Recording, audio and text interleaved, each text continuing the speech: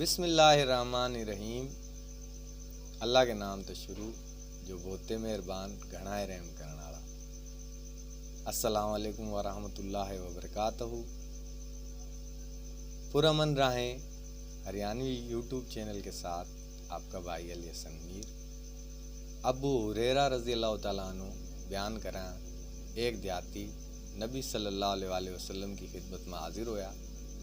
اس نے عرض کرا کہ منہ ایسا عمل بتا دے کہ جس کے کرن تو میں جنت میں داخل ہو جاؤں۔ آپ صلی اللہ علیہ وسلم نے فرمایا، تو اللہ کی عبادت کرے کر اور اس کے ساتھ کوئی شریک نہ کرے کر، فرض نماز پڑھے کر، فرض زکوٰۃ ادا کرے کر اور رمضان کے روزے رکھے کر۔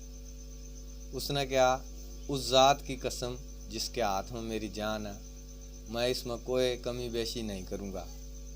جب وہ چلا گیا تو نبی صلی اللہ علیہ وسلم نے فرمایا، جس شخص نے پسند ہو کہ وہ جنتی شخص نے دیکھا تو وہ اس نے دیکھ لے۔